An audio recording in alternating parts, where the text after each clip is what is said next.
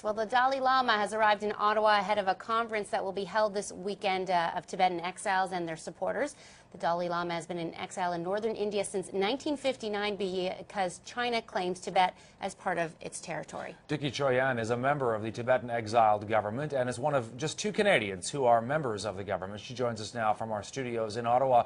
So, Dicki, how significant is this visit by the Dalai Lama to Canada this weekend? My understanding is it's one of the only destinations as part of this visit in North America.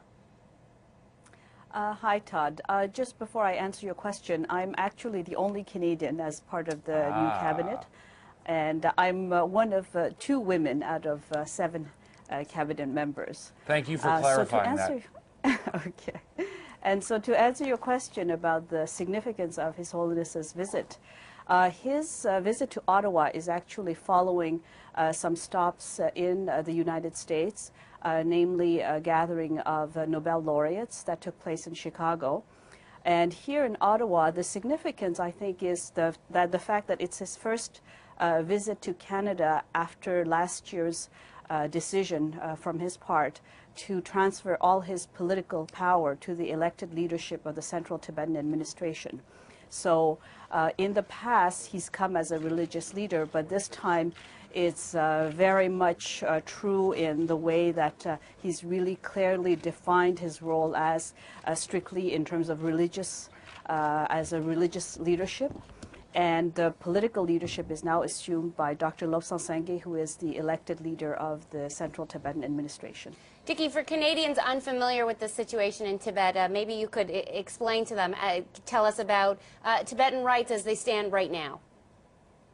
Yes, I think it's actually quite timely to give Canadian a little bit of a background with everything that's been happening in Tibet, with 36 self-immolation that we have seen right now, 35 of which took place in Tibet and 1 in India. The problem at the root of all these political acts to protest China's repressive policies in Tibet date back to 1959, when the Chinese army took over Tibet. The capital fell on March 10th, 1959, and in that same year, the Dalai Lama fled to India along with 100,000 Tibetans to India. And ever since, there's a large Tibetan diaspora in India, but as well in North America and Europe. So over the last 50 years, we've seen a whole generation, 2 generations at least, being born and raised under the Chinese occupation. But Beijing's policies in Tibetan areas have really not succeeded in convincing the people that the central Chinese government is listening to the aspirations of the Tibetan people. So we've seen protests in the late 1980s. We've seen over 300 protests across the Tibetan plateau in 2008.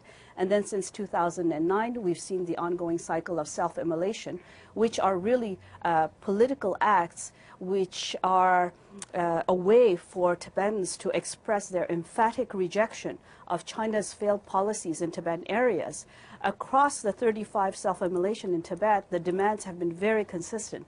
People have been asking for freedom in Tibet and that His Holiness the Dalai Lama be allowed to return to his homeland.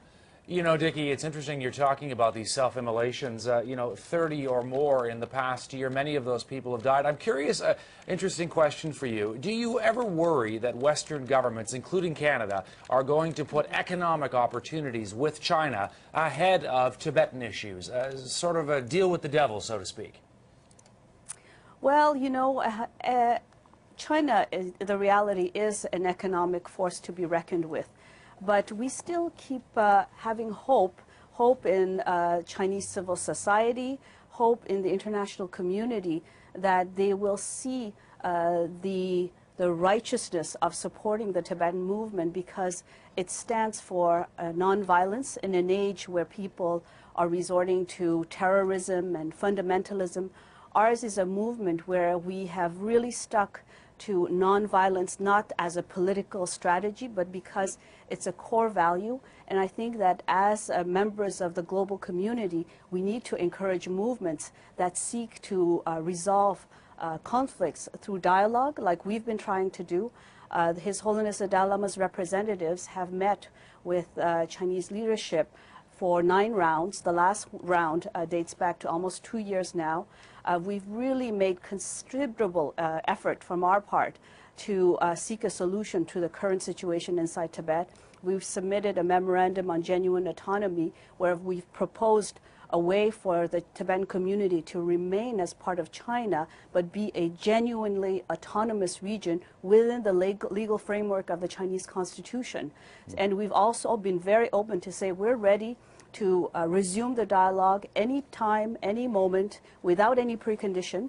Unfortunately, right now, with the current Chinese leadership, there's been very little opening to that kind of peaceful dialogue.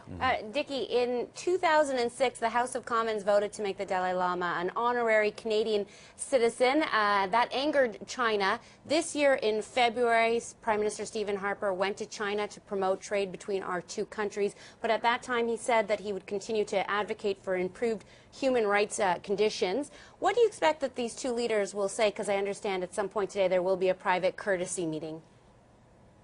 Yes, I think that, we appreciate Canada's support, even if it's through resolutions or even raising the issue in the context of human rights dialogue. But we need to think about doing more. Canada is making some concrete gestures by, for example, receiving 1,000 Tibetan refugees from India to settle in Canada over the next 5 years. But I think what several governments have to do is to push for dialogue.